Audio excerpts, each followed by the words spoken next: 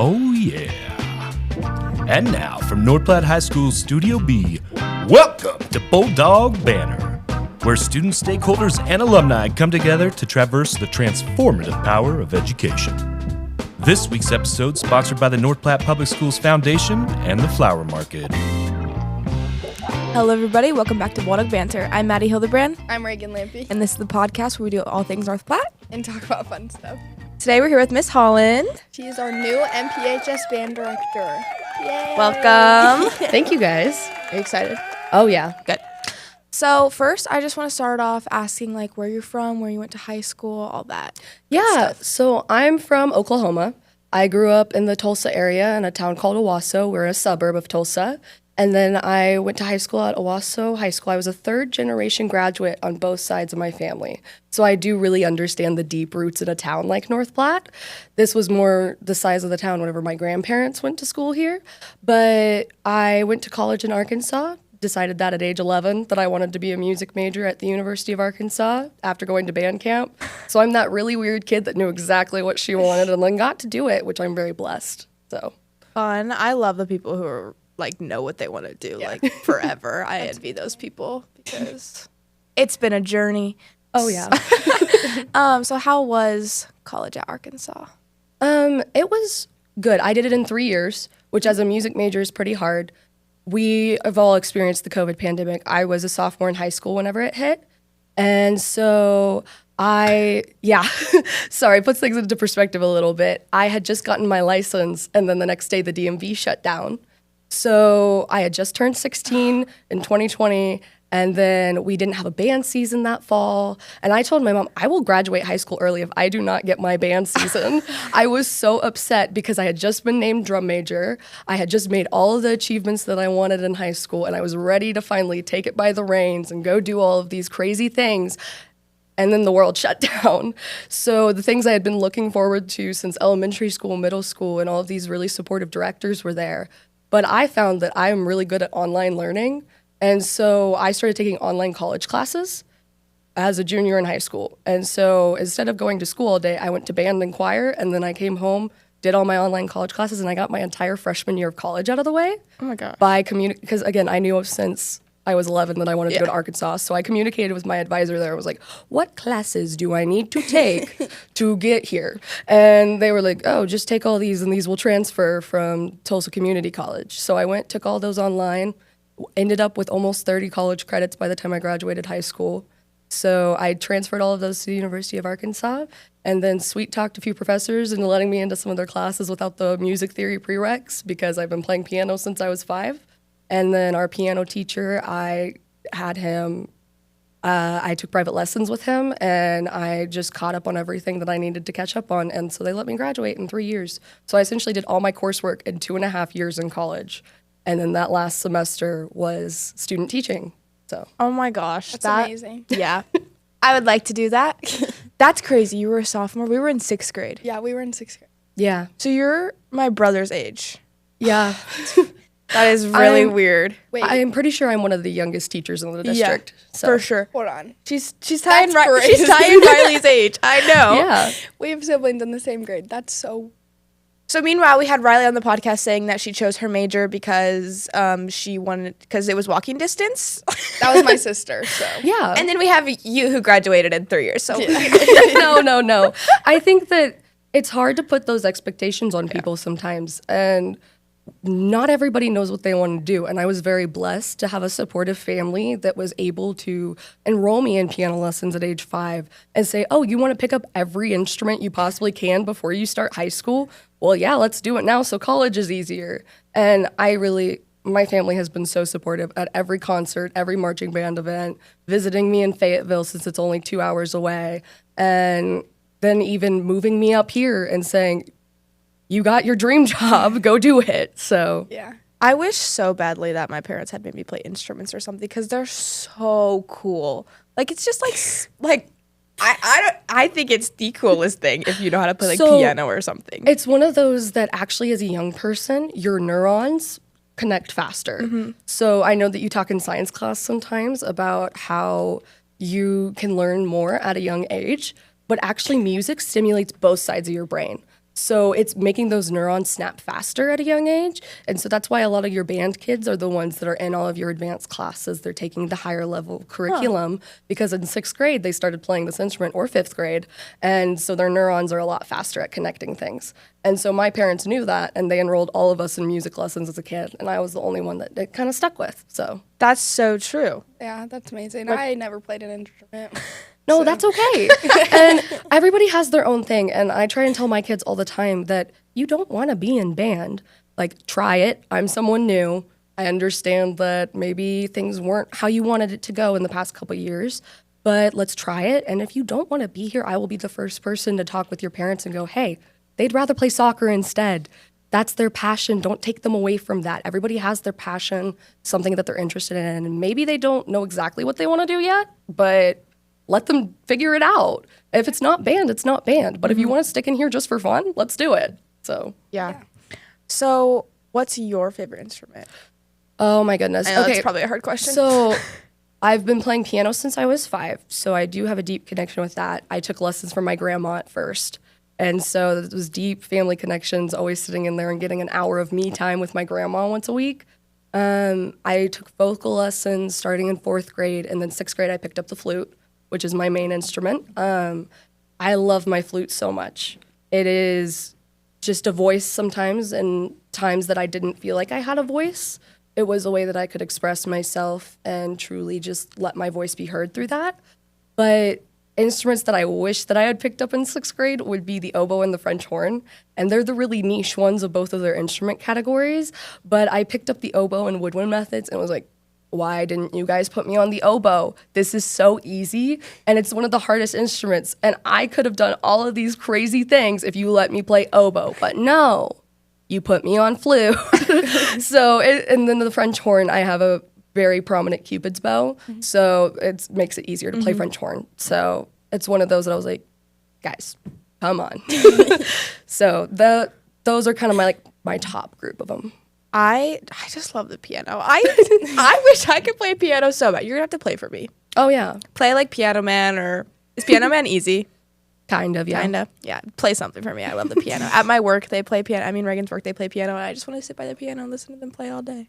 Oh yeah, the piano majors in college, I would just sit outside their practice rooms sometimes bet. because they can practice for hours. Yeah. Whereas woodwinds, our faces get tired, or brass players, their lips just eventually give out, and percussionists, their ears give out. Pianists, they'll just sit there for 5 hours. No clue how they do it. Once I hit 2 hours in the practice room, I'm out. I need a break.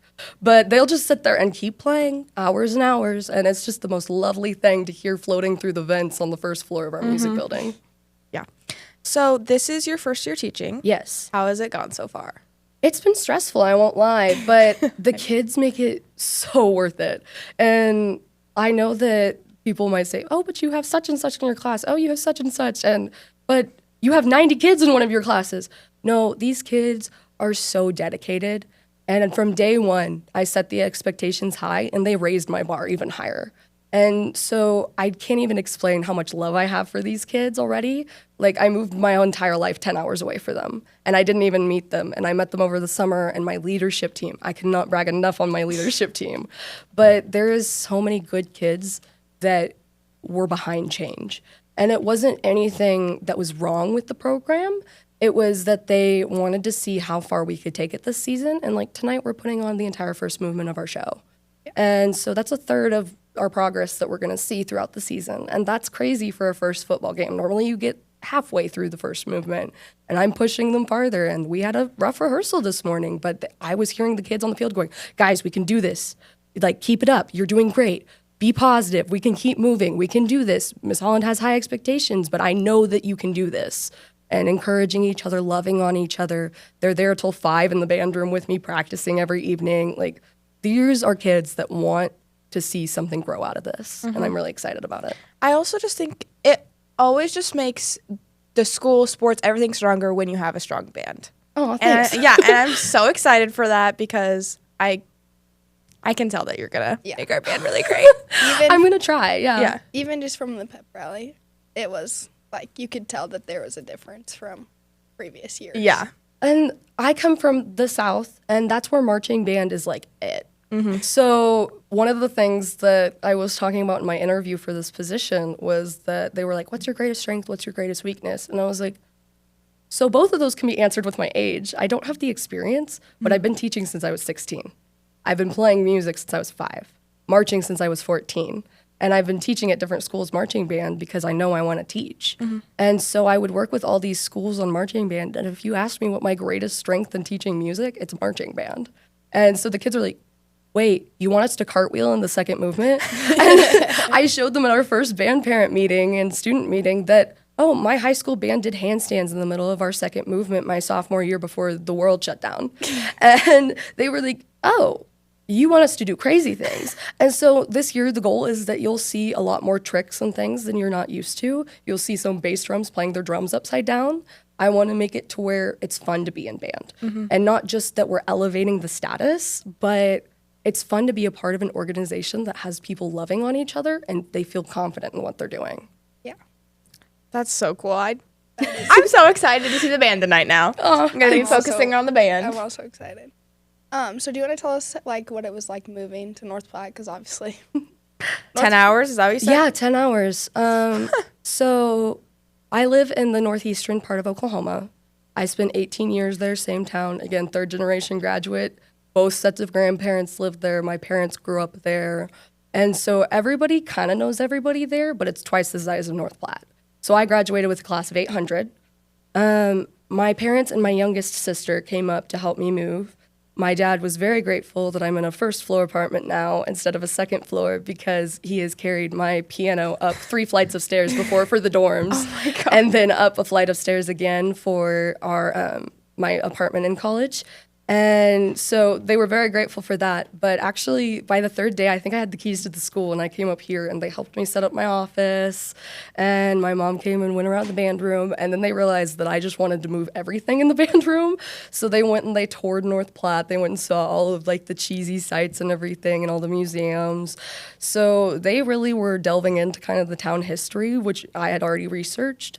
And so it was a very smooth process. They stayed with me for a week, were willing to help with everything they possibly could. Again, I have such a supportive family that I truly could not be here without them. I have 2 beautiful little sisters and 2 loving parents that have truly financed, helped everything that they possibly could to make my dreams come true. That's so sweet. How old are your little sisters? So I have a 17, no, she's now 19. She turns 19. Yes, she's 19 years old. Sorry. It's like, good. Oh my goodness, how old is she now? She's in her sophomore year of college. Oh God. 19-year-old sister, and then my youngest is 15. She just started her first week of high school. Oh my God. So she got diagnosed with a rare genetic disorder whenever she was in kindergarten, so she repeated a year. But she's one of 2 people in Oklahoma with her genetic disorder. We adopted her from China whenever she was 2. So that's actually a really cool story if you want to talk about that. But she is the light of the world, in my opinion. And both my sisters are my absolute pride and joy, and I love them so much. But one of them is at OSU for college, and she is at Oklahoma State, so she is doing agriculture science. And my youngest sister doesn't know what she wants to do yet, but she goes to a private school that homeschools 2 days a week and goes in person 3 days a week now that she's in high school. So that's a bit mixed because part of her disease is that she gets very tired sometimes. And so that's more accommodating for her needs specifically. But it's such a hard prep school. And I always tease her and say, you go to a preppy kid school. We had to go to public school. And it's one of those that school has truly loved on her. And there have been days where like she had a surgery and they just let me come up and help her and get her into the car. And they don't make a big deal about it. The kids don't bully her like they did in public school. So she has dwarfism, so she's about that tall, and she's 15. So a lot of people, like, I've been asked since I was 11 if she was my kid. And I was like, no, I'm 11. She's like 6. No.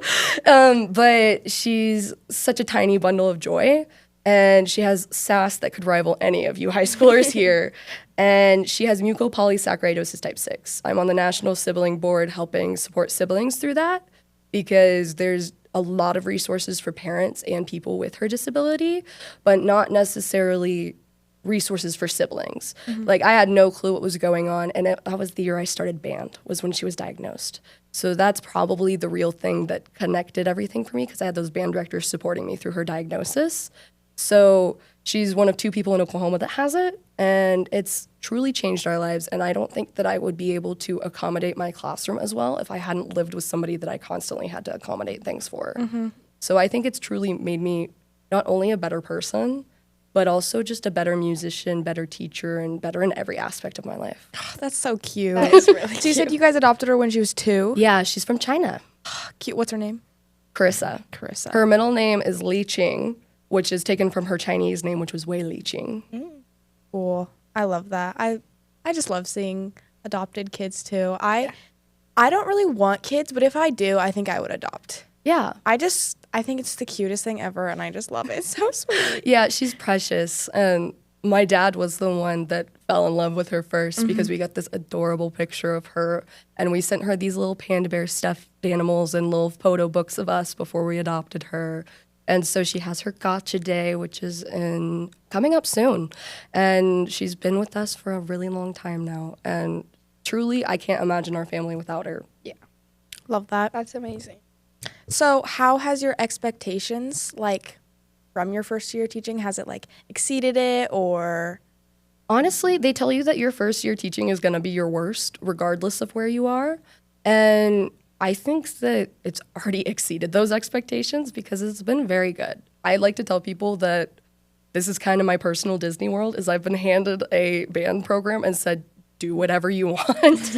And not necessarily that. There's boundaries, of course, but I get to do everything that I wanted. And so I brought in this color guard person who I worked with last year at Springdale High School in Arkansas, and she was a color guard tech there. And we were essentially hired on to make their band better. And we built this wonderful friendship to the point where I convinced her to move all the way up here with me. And she's now our full-time color guard coach and director, and she's helping me do the show. And she is somebody who is exactly in the same mindset that I am. And so our vision is completely exactly the same. We know exactly what the other one's doing 2 steps before they do it. And we get to create a show, create a program that we've always wanted to.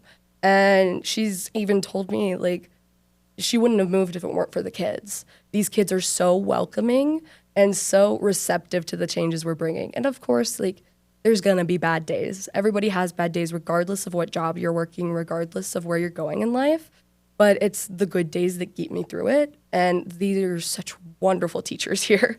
There's such a supportive group, and have all been so kind. They'll leave nice notes on my desk, like, hey, you're doing great today. Like, we wanted you to know that. And I've even had notes from kids on my desk that has just, made me cry. And they're just so loving and supportive. And the parents, most of them are so supportive of what's going on in the band world. And the fact that I want to take it and introduce the Southern techniques and DCI, which is professional marching band, that I want to take it to the next level. And they see that, I'm running around on the field with the kids, and I'm excited, and I'm always full of energy with them. They just love that. And I love getting to be there and use all of that and do it with one of my best friends. That's one thing that I really love about our school and, like, our administrative staff is, like, they kind of do just, there's boundaries and everything, but they kind of do just, like, do what you want if it, like, they're super supportive. They're super supportive with us and everything that we do. Like, Spatansky's been super supportive with me in the boneyard. He's like, what do I need to do for you? So I can imagine that they're like... I would not have moved my life 10 hours away if it was not for Spatansky and McCoy. We love him. They both... It was so funny. So my mom came up with me for the interview. And it wasn't like she was sitting in the interviews with me. She was literally like, I don't want you driving 10 hours on your own. How about we make the drive together and I'll just stay in the hotel?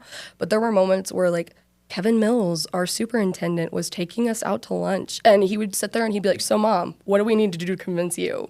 And they cared enough to, like, get to know my family. They cared enough to be like, how can we make this move, avoidable? Like, how can we make this move affordable? How can we make it to avoid all these conflicts? How can we make you settle and feel like you're welcome in this town? And so they took me to the theater because I love doing theater on the side. They took me all around and were like, here's all the fine arts activities you could do. Here are things that you would be interested as a person. And so they didn't just care about Miss Holland. They cared about Rebekah and what she wanted. And so they were like, we know that you're the kind of person that's going to get bogged down and go absolutely crazy. And so Mr. McCoy and Mr. Spatansky are constantly in there going, bite-sized chunks, Rebekah. Bite-sized chunks. They're like, you don't have to change the entire program in 1 year. And I go, well, why not? Yeah, like if I can. And so it's so funny every time because they're so supportive, and they're not just supportive of what I'm doing in the program, they're supportive of me as a person. And again, they're like, you just want more pizza money every time you say those things. No, I just genuinely, like, admin like this is a once in a lifetime opportunity. Yeah. And there's so many kids that are like, but admin won't let you do that. Admin won't. And I'm like, guys, who do you think is letting me do this? It's one of those that, yeah, sometimes there's rough admin at school, and especially whenever they don't understand how music works, it can be hard for a music program. And I was coached through that in college, how to deal with that, and I've had none of those issues. It's one of those that the things that they didn't train me for were the budgeting and how to sort through 5 different activity accounts of money and go, where did my donut sales go? And figure all of that out. But they coached me on everything that I needed to do, and the support that I've received from admin has just been phenomenal, and I can't brag enough on them.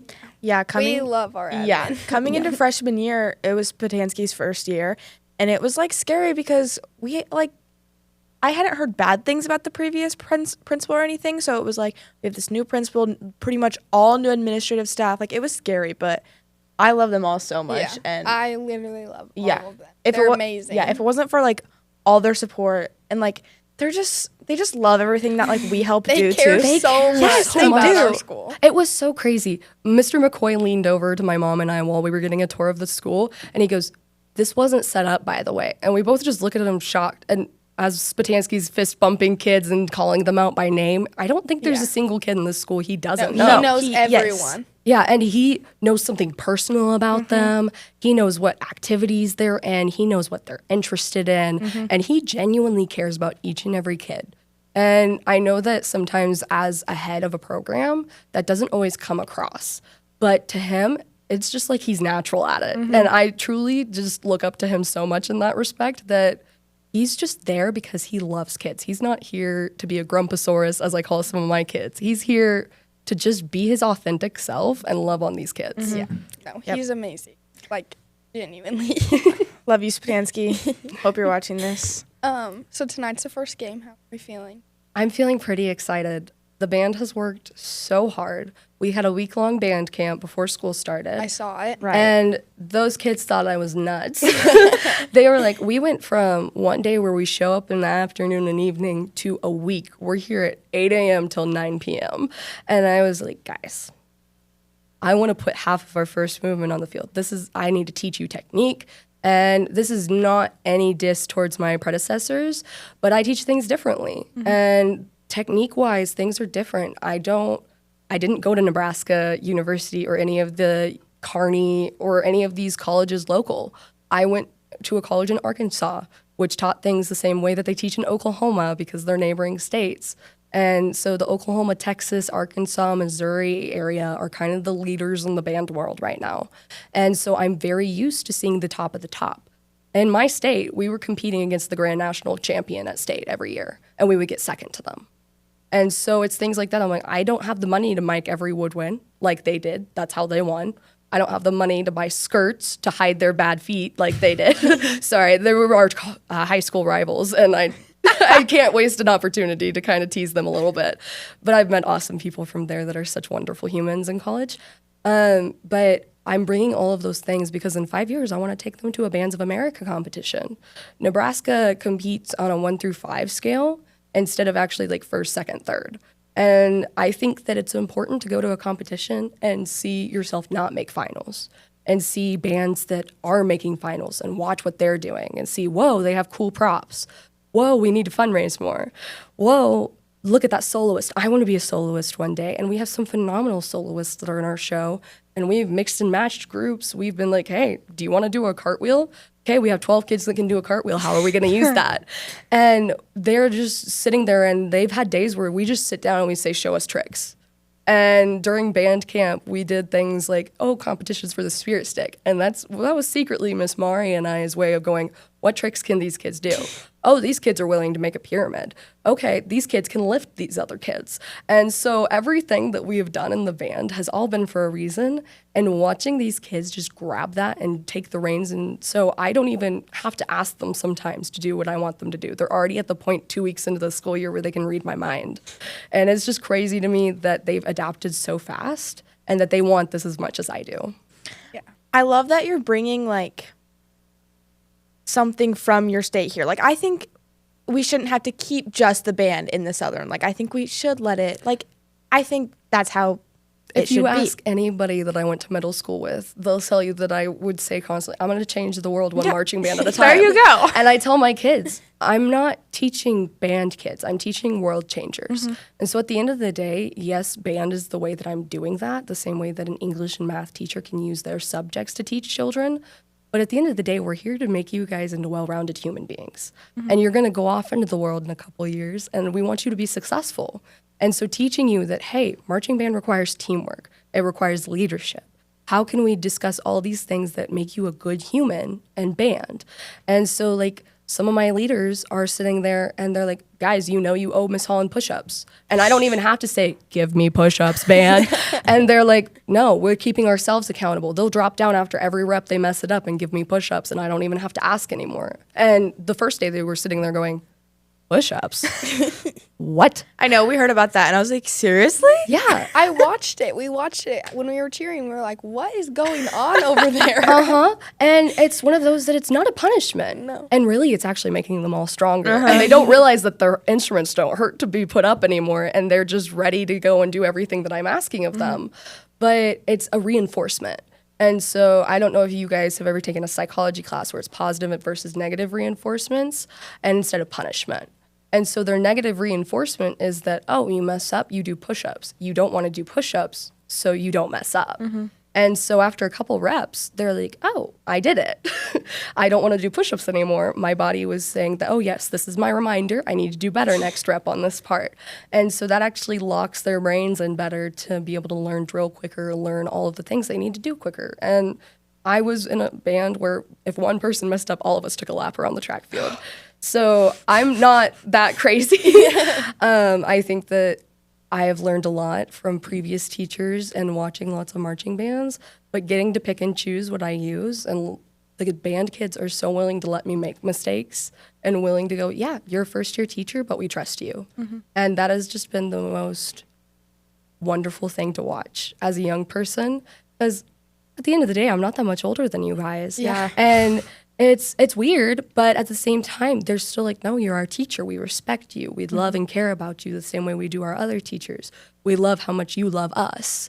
And so getting to feel that sense of family in the band come back has just been amazing. And I can't brag about these kids enough. I keep bragging about them, but No, that's what you should do. Well, do you have any final advice for anyone in general or anybody in the school? I think that if we all just approach the world as if we're going to change it one day, then we're all going to make the world a better place.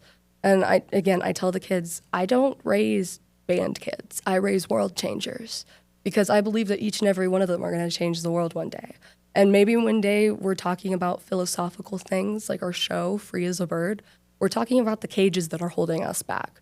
What are the things in high school that are holding you guys back? Maybe it's, oh, I don't like how my hair looks today and I'm feeling so self-conscious, because I remember those days.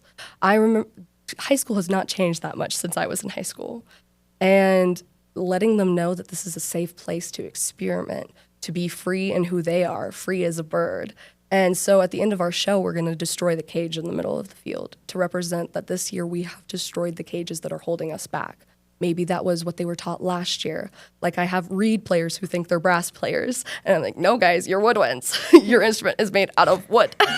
And so it's silly things like that that are just lingo differences. But we're breaking down these barriers. We're laying our souls raw so that then we can truly step up and show that, no, we're not having a hidden message in this show. Besides, we want everybody to recognize that these kids have worked hard and that they're destroying the things that are holding them back. So destroy the things that are holding you back and be a world changer is the one word of advice I can give. Great. I can't wait to see the band tonight. Very I'm so excited for that. So thank you so much for joining us. Thank you guys We for having enjoyed me. Loved this. having you Yes. today. We'll see you next time, Bulldog Banter. Bye.